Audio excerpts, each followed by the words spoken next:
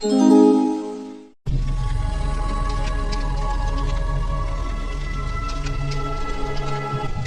तुम ऐसा नहीं कर सकते, मुझे जाने दो। मैं आपको यहाँ से नहीं जाने दे सकता महाराज। अब आप यहीं इस गुफा में कैद रहेंगे। मैं कहता हूँ तुम मुझे जाने दो, तुम्हें इसकी बहुत बुरी सजा मिलेगी। महाराज, सजा तो तब मिलेगी जब लोगों को आपके बारे में पता चलेगा। अब मैं आपके रूप में लोगों के सामने रहूंगा, तो लोग आपको क्यों ढूंढेंगे? बचाओ, बचाओ, कोई मुझे निकालो यहाँ से। दुष्यंतपुर नामक गांव में अनंत सिंह नाम के एक राजा रहते थे। राजा बचपन से ही बहुत सीधे थे। राजा के पिता राजा के बहुत ज्यादा सीधेपन से परेशान रहते थे। मंत्री जी, मैं पुत्र अनंत के सीधेपन से बहुत परेशान हो गया हूँ। क्यों महाराज? मंत्री जी, वह इतने सीधे हैं कि उनको बेवकूफ बनाकर कोई भी उनका फायदा बहुत आसानी से उठा सकता है। नहीं महाराज, आप चिंता मत कीजिए, ऐसा कुछ नहीं होगा। मंत्री की बात सुनकर राजा के पिता वहां से चले गए। दूसरी तरफ गिरीश नाम का लकड़हारा लकड़ियां काटते हुए अपने मन में सोचता है, क्या मुसीबत है? क्या मेरे जीवन में हमेशा इन सूखी लकड़ियों को काटकर बेचना ही लिखा है? गिरीश मुंह मुंह ये बड़बड़ा रहा था। तभी उसका साथी भोला उससे कहता है, गिरीश, तुम हर समय अपनी किस्मत को क्यों कोसते रहते हो? कोसो नहीं तो क्या करूं भोला? भला ये भी कोई जीवन है? दिन भर की मेहनत के बाद हाथ में 2 पैसे आते हैं, वो भी खर्च हो जाते हैं। गिरीश, तुम मेहनत करते जाओ, क्या पता तुम्हारी मेहनत देखकर ईश्वर तुम्हारे दिन बदल दे। हाँ, बदल ही न जाए कहीं मेरे दिन। गिरीश ये कहकर फिर से अपने काम में लग जाता है, जबकि भोला अपना काम पूरा करके वहां से चला जाता है। मंत्री जी, आज हमें राज्य के दौरे पर जाना है, आप तैयारियां कीजिए। जैसी आज्ञा महाराज। राजा ये कहकर मंत्री जी के साथ राज्य के दौरे पर निकल जाते हैं।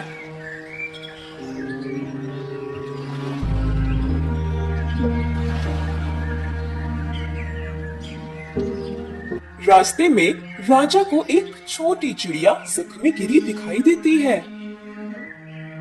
रुकिए मंत्री जी, मुझे उस चिड़िया की मदद करनी है। महाराज, उस चिड़िया को छोड़िए, हम यहाँ से निकलते हैं, बहुत समय हो गया है। नहीं मंत्री जी, मैं इतना निर्दय नहीं हूँ कि एक जख्मी चिड़िया को यहाँ मरने के लिए छोड़ दूं। राजा ये कहकर उस चिड़िया के पास जाते हैं और कहते हैं, प्यारी चिड़िया, तुम्हें क्या हुआ है? महाराज, मुझे चोट लग गई है, इसलिए मैं अपने घोंसले पर नहीं चढ़ पा रही हूँ। कृपया आप मेरी मदद कर दीजिए। हाँ प्यारी चिड़िया, बताओ मैं तुम्हारी क्या मदद कर सकता हूँ?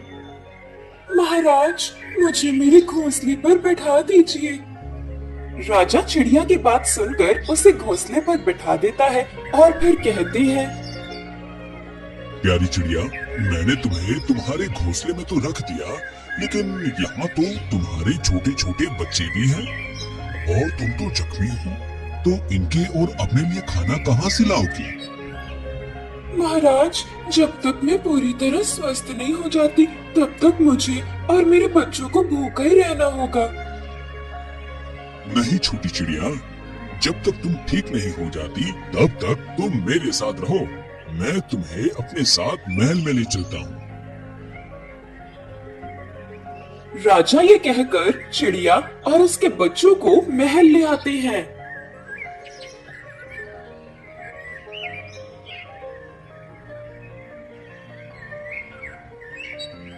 छोटी चिड़िया, ये हमारे महल का बगीचा है। यहाँ इस पेड़ पर हमने तुम्हारा घोंसला बनवा दिया है। अब तुम और तुम्हारे बच्चे यहीं रहेंगे। चिड़िया अपना नया घोंसला देखकर बहुत खुश होती है और राजा से कहती है, महाराज, आपका बहुत बहुत शुक्रिया। अगर आज आप नहीं होते तो पता नहीं हमारा क्या होता। चिड़िया की बात सुनकर राजा खुशी खुशी अपने महल चले जाते हैं। दूसरी तरफ गिरीश रोज लकड़ियां काटकर उन्हें बेचता है। लकड़ियां काटते हुए एक दिन गिरीश और उसका दोस्त भोला आपस में बात करते हैं। गिरीश, अब तो यहाँ अच्छी लकड़ियाँ भी नहीं बची जिन्हें हम काट कर बेचे। जो अच्छी लकड़ियाँ थी वो सब हम पहले ही काट चुके हैं। हाँ भोला, तुम सही कह रहे हो। अब हम कहाँ से अच्छी लकड़ियाँ ढूंढे? एक जगह है जहाँ की लकड़ियाँ अभी तक किसी ने नहीं बेची, मगर वह जगह।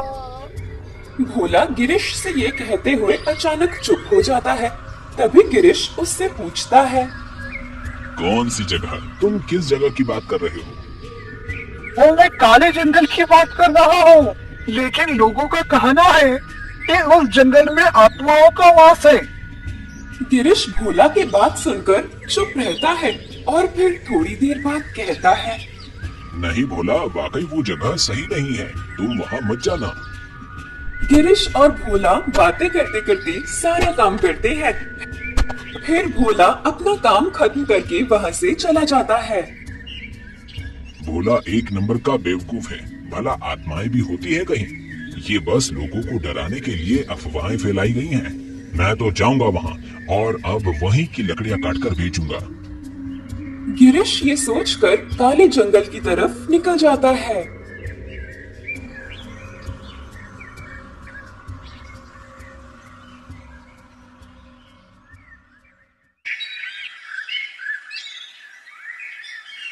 प्यारी चिड़िया, अब तुम कैसी हो?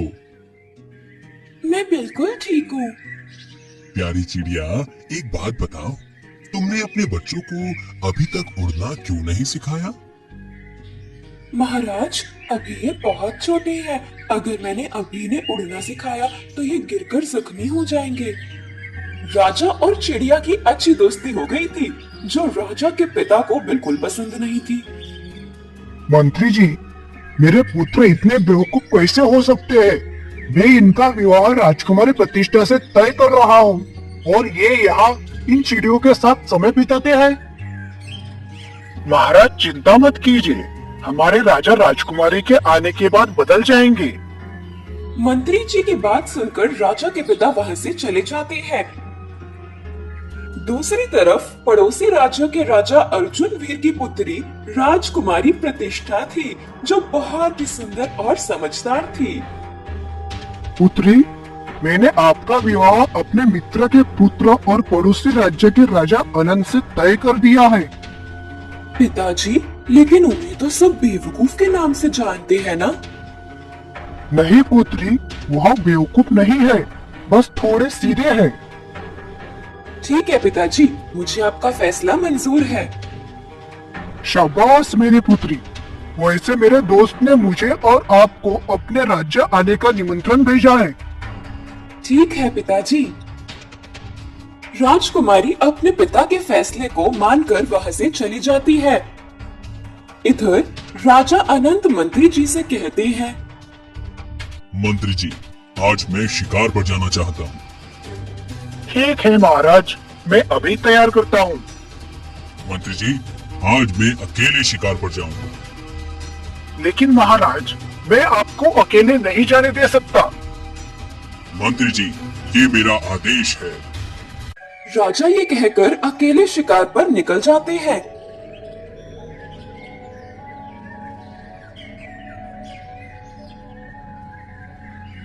दूसरी तरफ गिरीश काले जंगल पहुंचकर देखता है।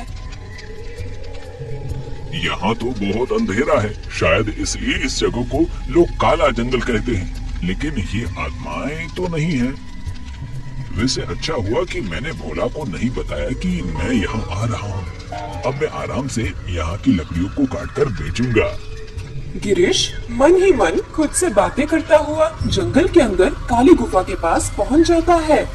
कुछ दिन गिरीश काले जंगल के पेड़ की लकड़ियां बेचकर पैसे कमाता है। अचानक वह एक दिन लकड़ियां काटते समय अपने मन में सोचता है, क्या मैं जिंदगी भर एक लकड़हारा ही बनकर जाऊंगा? इतना सोचकर गिरीश फिर से लकड़ियां काटने लगता है। दूसरी तरफ राजा अनंत शिकार पर निकले थे, तभी उनका घोड़ा अचानक काले जंगल के अंदर भागता है। ये काला जंगल है, वापस चलो। घोड़ा राजा की बात सुने बिना जंगल के अंदर भागना चला जाता है। भागते भागते वह अचानक से गिरीश के पास आकर रुकता है। सुनो, तुम कौन हो और इस काले जंगल में क्या कर रहे हो? अरे आप तो महाराज अनंत है ना, आप यहाँ? गिरीश राजा को काले जंगल में देखकर हैरान होता है। राजा भी अपनी शक्ल से मिलते जुलते गिरीश को देखकर हैरान रह जाते हैं। महाराज, मैं तो एक लकड़हारा हूँ, यहाँ लकड़ियाँ काटने आता हूँ। राजा गिरीश की बात सुनकर गिरीश को ऊपर से नीचे तक देखते हैं, फिर उससे कहते हैं, अरे तुम तो बिल्कुल मेरी तरह लगते हो, बस हमारे वस्त्रों का अंतर है। राजा की बेवकूफी भरी बातें सुनकर गिरीश अपने मन में एक शातिर योजना बनाने लगता है। इस राजा के बारे में जितना मैंने सुना था, ये तो मेरी सोच से भी ज्यादा बेवकूफ निकला। वैसे ये दिखता तो बिल्कुल मेरी तरह ही है, क्यों ना मैं इसकी जगह ले लूं? गिरीश अपने मन में ये सोचकर राजा से कहता है, महाराज सही कहा आपने, मैं और आप बिल्कुल एक जैसे लगते हैं, बस वस्त्रों का अंतर है। क्यों ना आप मेरे वस्त्र पहनकर देखें और मैं आपके, आखिर पता तो चले कि हम दोनों एक दूसरे के वस्त्रों में कैसे लगते हैं। राजा गिरीश की बात मानकर उसके वस्त्र खुद पहन लेते हैं और अपना वस्त्र गिरीश को दे देते हैं। राजा के वस्त्र पहनकर गिरीश हंसने लगता है।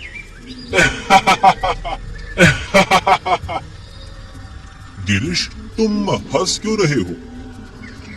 मैं इसलिए हंस रहा हूँ क्योंकि मुझे यकीन नहीं हो रहा कि मेरी किस्मत इतनी जल्दी पलट गई। क्या मतलब है तुम्हारा?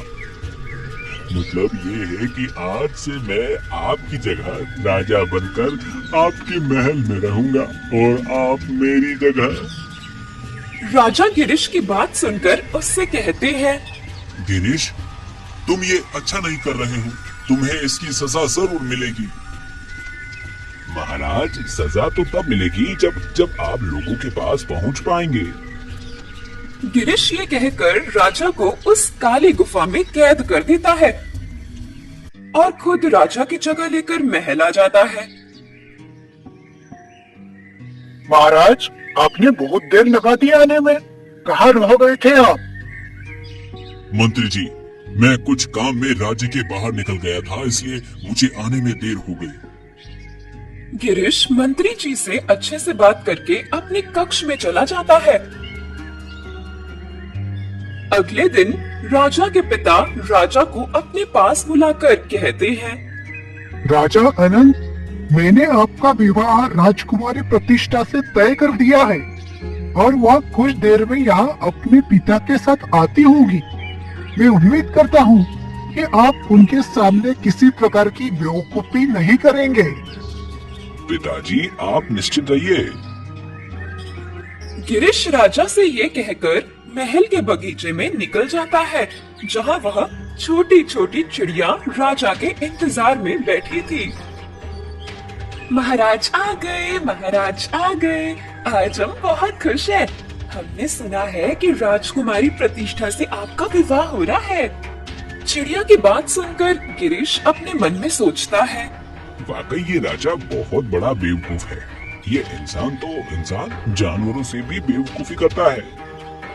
गिरीश अपने मन में ये सोचकर अपने कक्ष में चला जाता है, जबकि चिड़िया राजा के जवाब ना देने पर अपने मन में सोचती है, महाराज को क्या हो गया है? इससे पहले तो उन्होंने मेरे साथ ऐसा नहीं किया। कुछ देर बाद राजकुमारी प्रतिष्ठा, हम बहुत खुश हैं कि आपने मेरे पुत्र से विवाह करने के लिए हामी भरी। महाराज, ये मेरे पिताजी की इच्छा थी जिसका मैं पालन कर रही हूँ। अभी राजा राजकुमारी प्रतिष्ठा से बातें कर रहे थे कि तभी वहाँ राजा अनंत आते हैं। प्रणाम पिताजी, आपने मुझे बुलाया? हाँ पुत्र, इनसे मिलो। ये हमारे मित्र और उनकी पुत्री राजकुमारी प्रतिष्ठा है। मैंने आपका विवाह इन्हीं से तय किया है। महाराज, अगर आपकी आज्ञा हो तो मैं राजा अनंत से कुछ देर अकेले में बात करना चाहती हूँ। ठीक है राजकुमारी, आप महल के बगीचे में जाइए और राजा से बात कीजिए।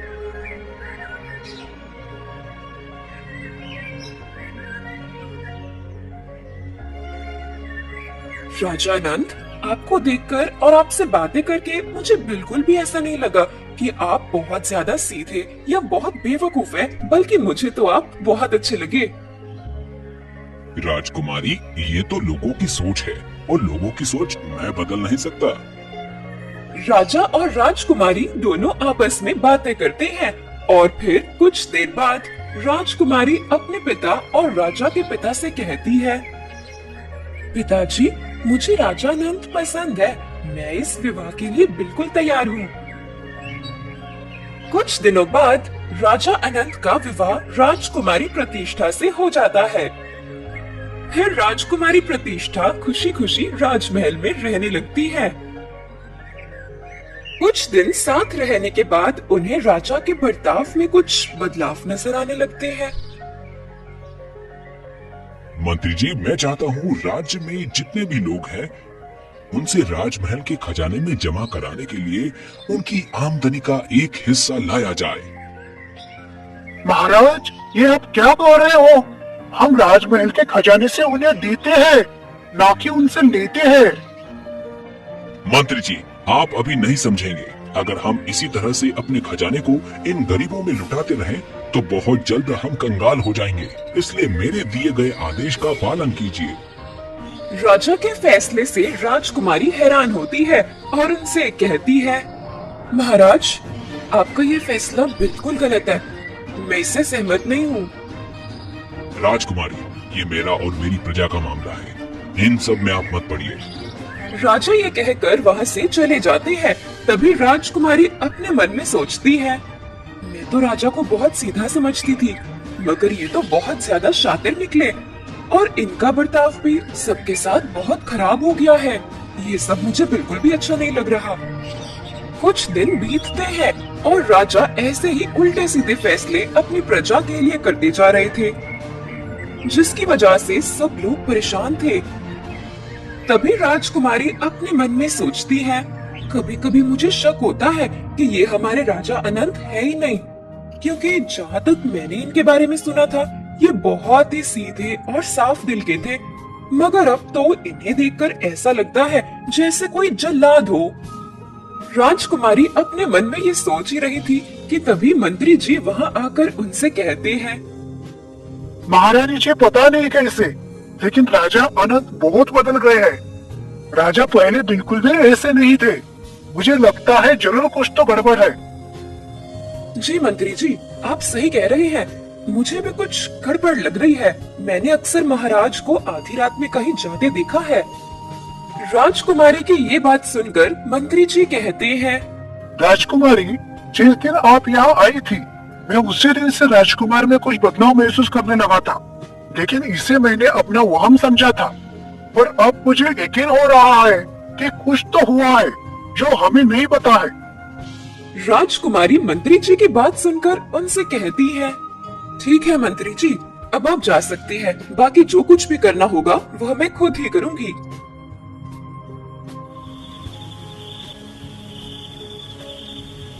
रात के समय राजकुमारी सोने का नाटक करती है और फिर देर रात में राजा को उठकर कहीं जाता देख उनका पीछा करती है।